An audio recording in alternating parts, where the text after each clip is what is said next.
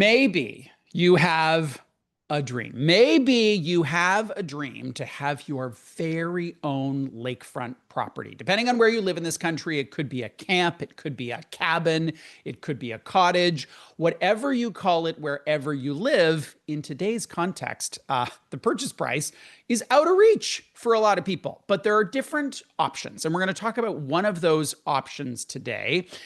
It's called a fractional ownership or a shared ownership. And we're going to focus on a particular property called Chandler Point. Joining us now to talk about this idea, how it works, is John Puffer. He is president of Chandler Point.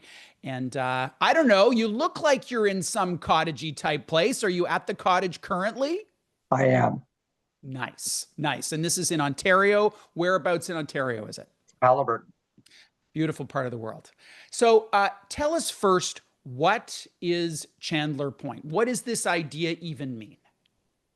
Well, Chandler Point is the name of the company that we formed when we bought a property in Halliburton 25 years ago with the idea. It was an old fishing camp resort that had seen better days.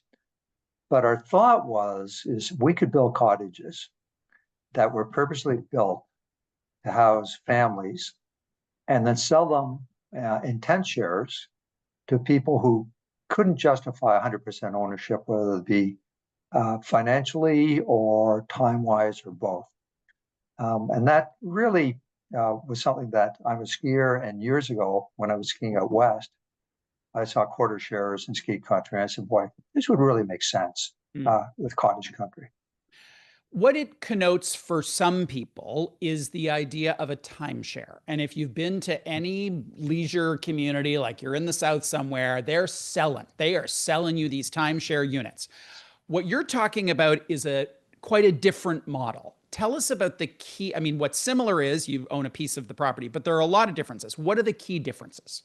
Well, one of the things is actually an ownership. When you look into timeshare, it may not actually be ownership. It may be a right to use a part of their property for a certain period of time. Our whole concept is these cottages are owned and controlled by the owners themselves. So they 100% control, so the best interests of the cottagers are looked after as opposed to somebody else's.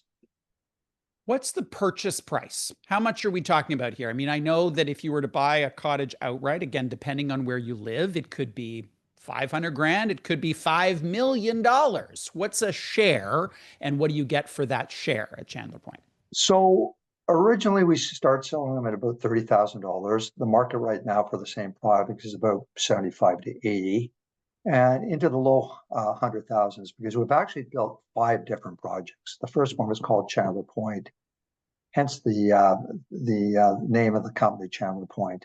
But what you get is a 10th share of a cottage that you choose, and 5 weeks a year in which to use that cottage. In that way, it sounds similar to a timeshare in that you've got your week. Are they the same weeks every year? You go up, the first week of July or the first week of December? No, so we created a model, and I think that was part of our success. And so you have 5 weeks a year, 1 week in every season, plus an additional. And part of this is that you get the same summer week every year, so that you get to know your neighbors. If you're an August person, you can cottage in August, July. And the other 4 weeks are chosen well in advance on a rotation as to what weeks you're going to get. And so if you have first choice 1 year for the off weeks, you might have second choice the next year, and it keeps rotating. So everybody gets an opportunity to have what they think are the best weeks. How do homeowners personalize either the space or their experience? I mean, I assume it needs to be kind of generic, given that when you move out, someone else is moving in. They don't want your family photos on the wall. Well, it's funny. One of the things we did is we did a collage of all the families. So everybody has a family photo on the wall on most of our projects. Okay. But that's part of the reality. There's everything you could possibly need in the cottages, from utensils to furniture to bedding. So you really don't need to bring anything.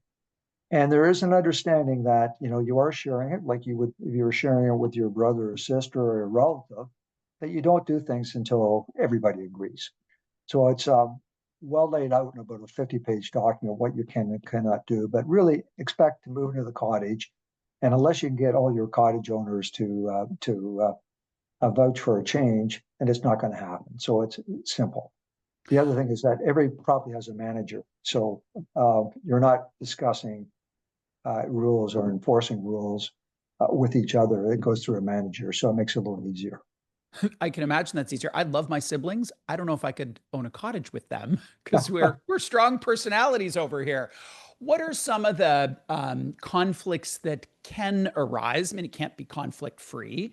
And in addition to the manager, how do these conflicts get resolved? Because it would seem like the people who this works best for are people for whom this makes sense with their temperament. They're used to collaborating. They're interested in that kind of shared experience. Well, first of all, almost everything's laid out in this document. So it's not a discussion. If you want to, paint the building red, this is the process that you have to go through. Most people understand that this is a cottage. It's not a resort, and that what you see is what you get. And most people are very happy with that.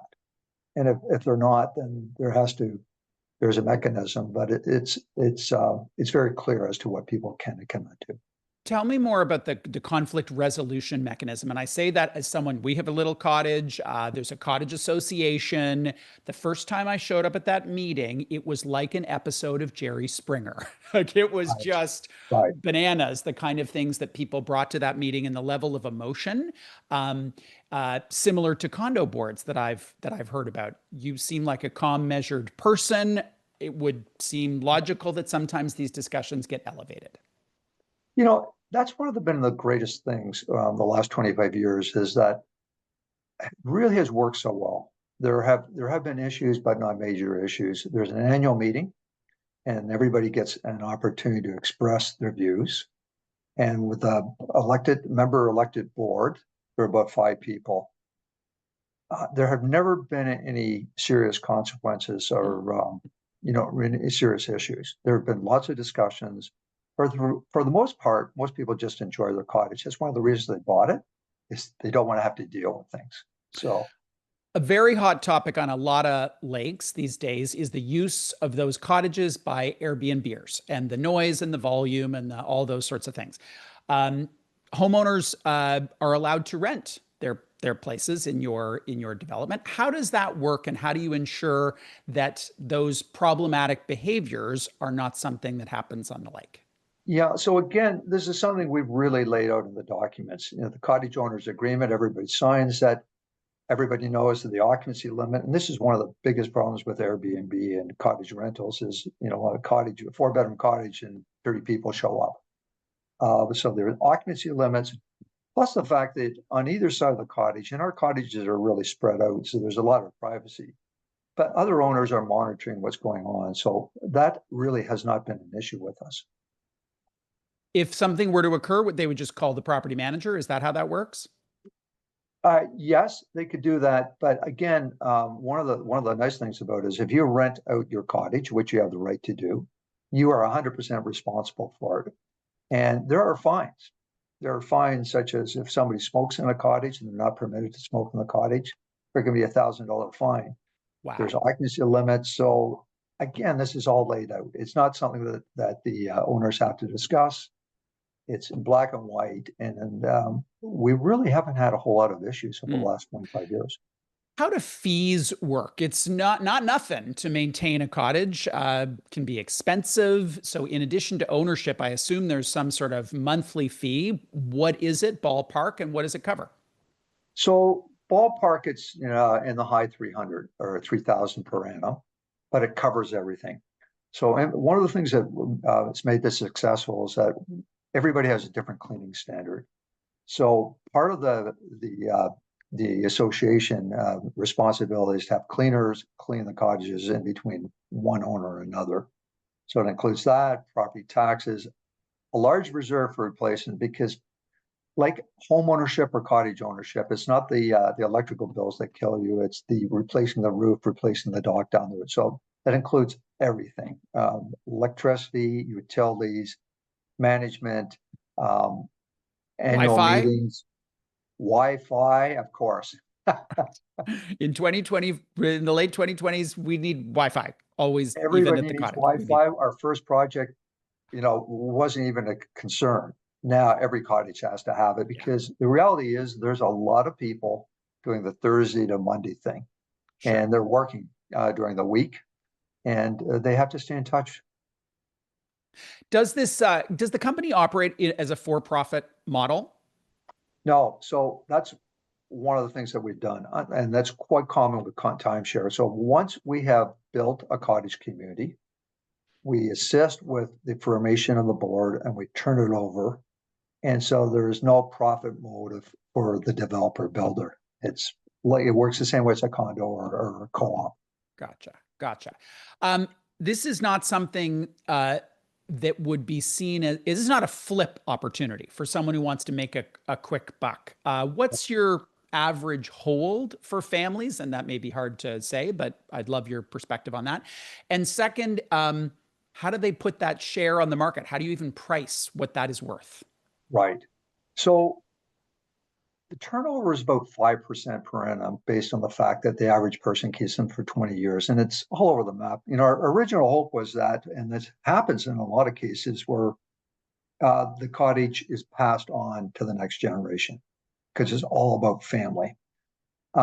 If you do want to sell it, and one of the things we had identified with one of the issues with the timeshare model is that you buy it and then there's no market for it after. So we made a commitment, which we're fulfilling 25 years after, that we're going to help people sell. So we have a resale division, but there's no agreement that says you have to. So you can pass it on to your kids, you can sell it to your neighbors, you can have a real estate agent, you can sell it privately, or you can sell through our service. Really interesting stuff. John, thank you for joining us to talk about this. My pleasure, Bruce. John Puffer is the president of Chandler Point, and he was here to talk about fractional ownership of the cabin, the cottage, the camp, whatever it is that you call it.